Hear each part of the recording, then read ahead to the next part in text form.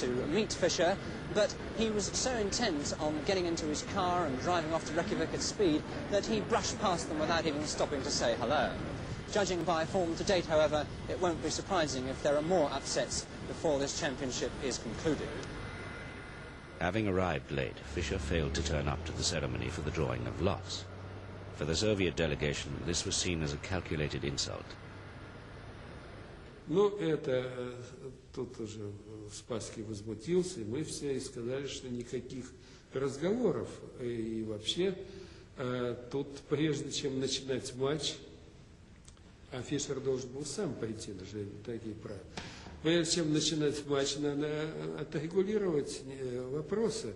Фишер должен принести извинения там и так далее. И, в общем, вопрос о матче еще стоит. They repeat the line, the party line, over and over and over again. And if you're not accustomed to it, and I wasn't, it's an irritant. And after about the seventh time, Grogius, who was the spokesman, came out with the same phrase, with the same intonation, and said, Bobby should forfeit. I said, I now get the point. You want tomorrow's headlines to read, Bobby comes and Russia runs. So be it. And they got, for the first time, they got upset.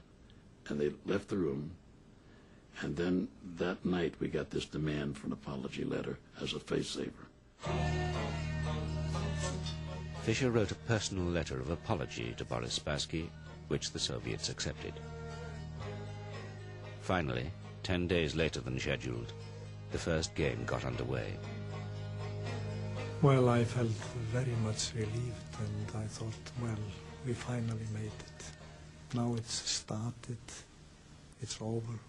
They will be occupied with the problems on the board, and it will be very easy for us, the organizers, the rest.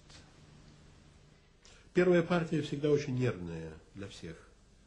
И во время партии примерно пульс где-то 160 ударов. Очень часто бывает. Даже если у вас здоровое сердце, и в среднем ваш пульс 40 ударов. У меня в тот момент было примерно 55 ударов. Мой пульс. Я был довольно, так сказать, физически здоров. То есть не физически, а просто здоров. Но нервная система – это другое.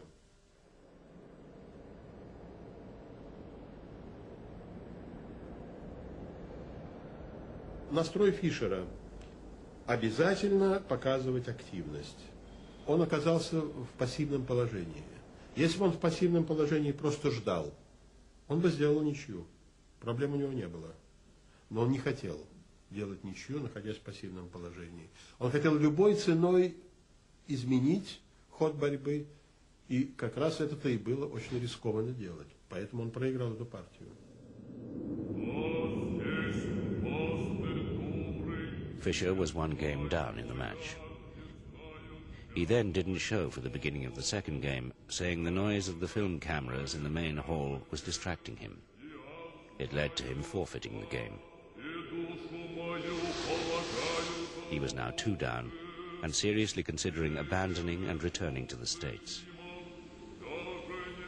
He was ready to head for the airport, but the doughty Paul Marshall and his official assistant, whom he never used really, Bill Lombardi, surged to the fore.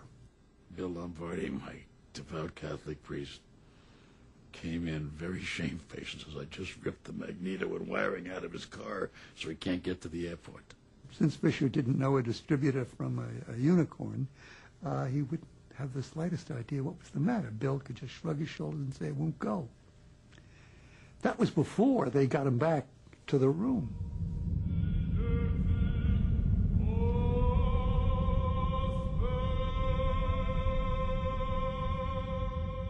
They brainwashed him. They wouldn't let him sleep. They kept him walking the floor and explaining to him why he had to play, why it was in his own best interest to play. Fischer decided to stay, but his failure to show for the second game prompted many in the Soviet camp to call for Spassky's withdrawal. They felt the match had descended into farce. Да, что Спасский благороден. Вот, мы писали о том. Хотя в кулуарах все говорили, что, конечно, надо уезжать. Ну, какой смысл? Матча нет, борьбы нет никакой. Что-то происходит. Мы не понимали, что происходит. Но я думаю, что и Фишер сам не понимал, что он творит тогда.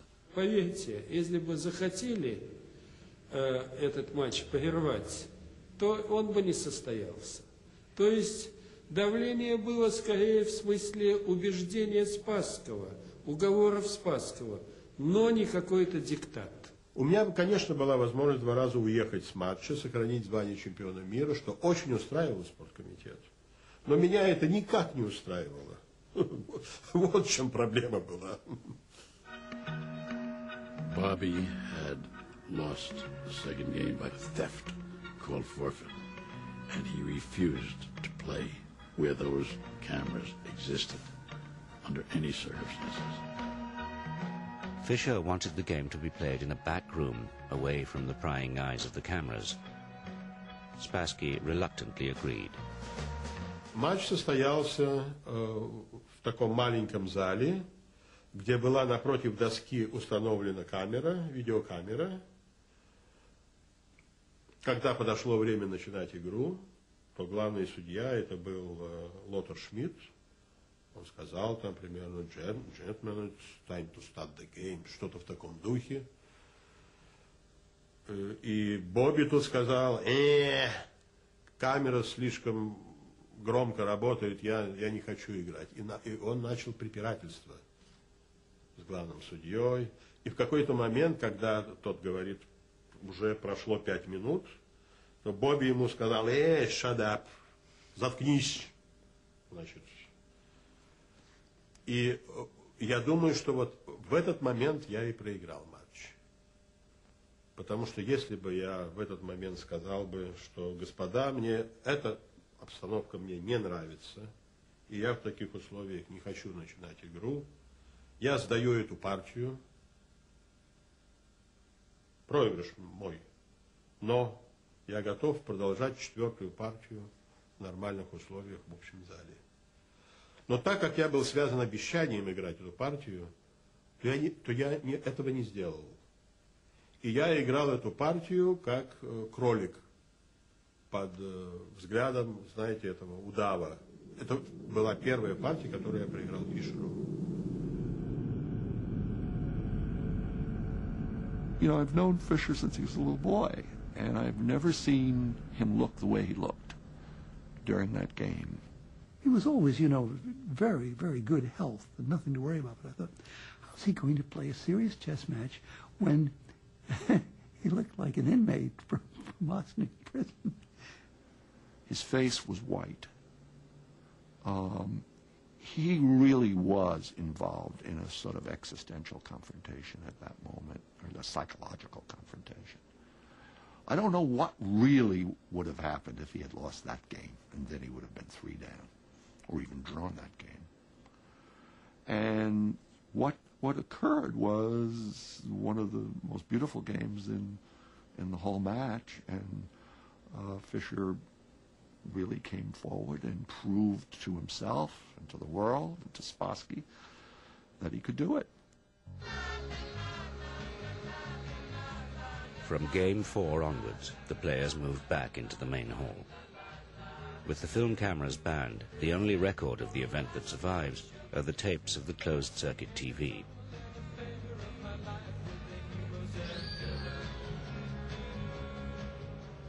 By the 5th game, I think Fischer had evened the score. And then he won Game 6, which was the best game of the match. And in fact, Spassky stood on stage applauding him for the beauty of his play with the audience. It was an amazing moment. Never happened before. I've never seen a player lose and then applaud his opponent. Fischer played into the match and sort of learned how to beat Spassky after that game. You know, each game he got better.